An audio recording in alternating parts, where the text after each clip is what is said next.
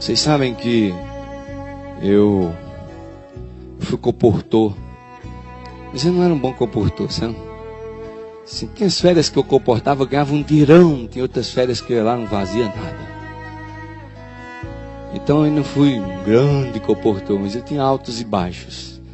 Teve comportagem que eu corri do campo, fui-me embora, liguei para casa chorando, mamãe, não ganhei nada, eu venho embora para casa. Várias vezes aconteceu isso. Mas houve várias vezes que eu fui com meu irmão junto e aquilo foi uma bênção, eu vendi muito. E houve algumas vezes que eu fui sozinho e também me dei bem.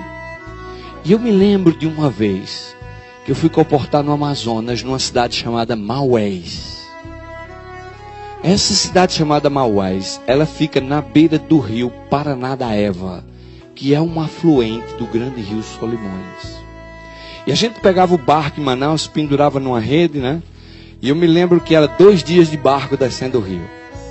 E eu ficava maluco, porque aquele tem um toca-disco lá que só tocava a música do Roberto Carlos, a mesma música o tempo todo. Aquilo era 2 dias ouvindo Lady Laura, me leve para casa. E eu nunca mais esqueci dessa frase. A gente chegava lá na cidade de Maués com a cabeça desse tamanho, e o balançar da rede, e aquele negócio todo, aquelas comportagens, a gente precisava 2 dias para se recuperar quando chegava na cidade. Mas eu me lembro de um domingo de manhã. Maués era uma cidade pequena naquela época, não sei hoje. Mas naquela época Maués era uma cidade pequena, muito pequena. E eu terminei a cidade numa semana.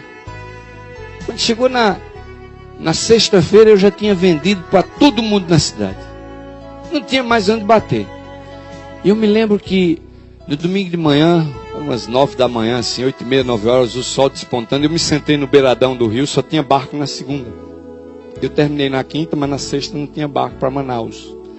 Eu tinha que esperar o barco da segunda, que não tinha sexta.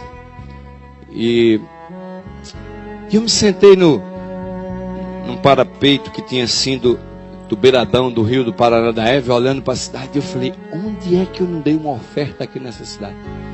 Que hoje é domingo e ainda podia vender uma coleção de livros.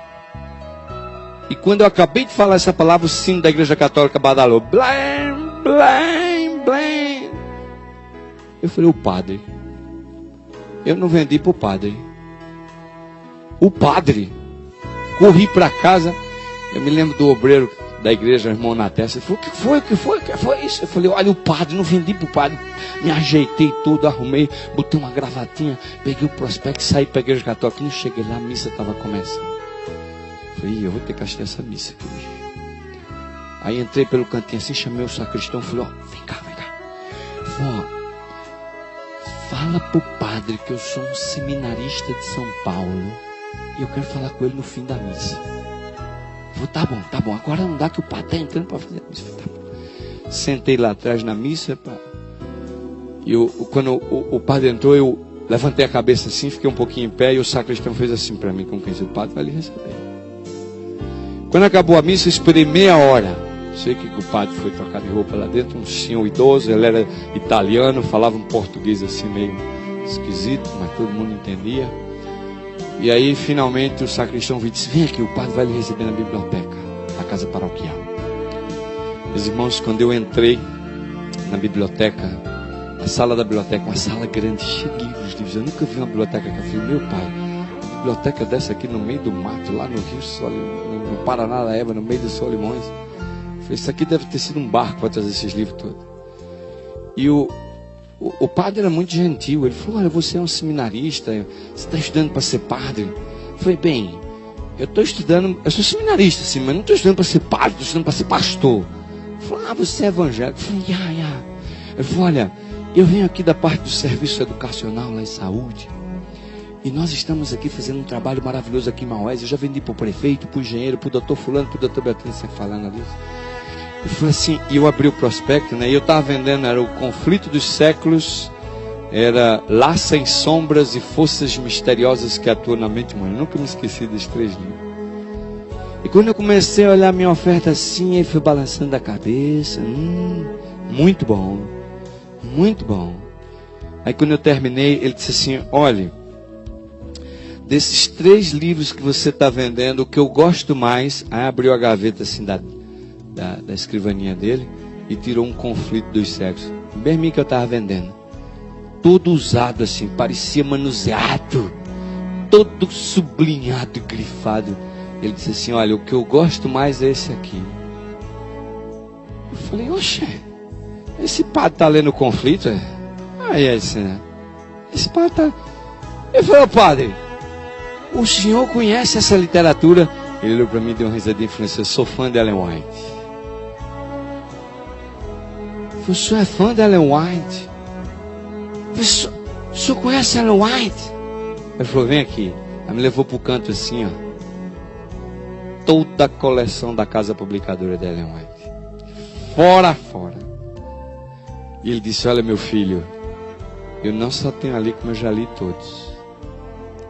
Eu falei, padre, então o senhor conhece a Igreja Adventista do Sétimo Dia? Ele falou, claro que eu conheço a Igreja Adventista do Sétimo Dia, eu li tudo isso aí. Eu falei, então o senhor sabe que a Igreja Adventista é a igreja verdadeira? Ele falou, olha, eu sei que a Igreja Adventista tem a verdade, não sei se ela é a verdadeira. Se que ela tem a verdade, eu sei que ela tem. Eu falei, mas padre, por que é que o senhor não se converte? Nós temos uma igreja ali na frente. Ele falou assim, olha, eu não me converto para o adventismo nem a minha paróquia, porque vocês dão muito mau testemunho. Eu conheço a igreja de vocês aqui, a vida dos membros de vocês. Se eu disser à minha população que eu sou adventista,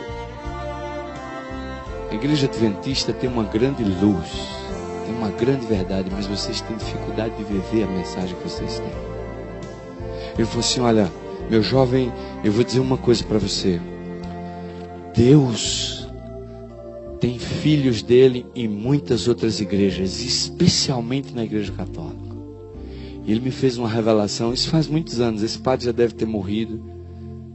Mas naquela época ele me afirmou, ele disse assim, olha, ainda o ano passado, eu fui convidado para ir à conferência dos bispos lá em Taici. Eu não sou bispo, mas eu fui secretamente convidado por um grupo de bispos. E nas madrugadas a gente se reunia para estudar o conflito dos séculos. E ele disse, olha, vocês adventistas acham que vão para o céu, que estão salvos, que são os melhores. Mas existem muitos padres e bispos católicos que estão estudando seriamente as profecias. E eles estão esperando a hora certa, quando se levantar a controvérsia entre o sábado e o domingo. E eles vão abraçar a verdade do sábado e vão levar fiéis católicos com ele aos milhares. E ele disse assim, aí nós vamos terminar a obra que vocês adventistas não estão terminando. Vocês sabem, quando eu conto isso eu me arrepio, porque eu me lembro do momento. Eu entrei ali, era o que? Umas 10h30, 11 horas. Quando eu saí lá era 9 horas da noite. Eu passei o dia com o padre lá estudando o grande conflito, falando dos eventos finais. Aquela noite, quando eu saí fora da casa paroquial, a lua caía sobre o Paranaíba, e eu andando pelo beiradão daquele rio, olhei para aquele céu estrelado de lua cheia. E eu falei, Senhor, tem misericórdia da igreja adventista.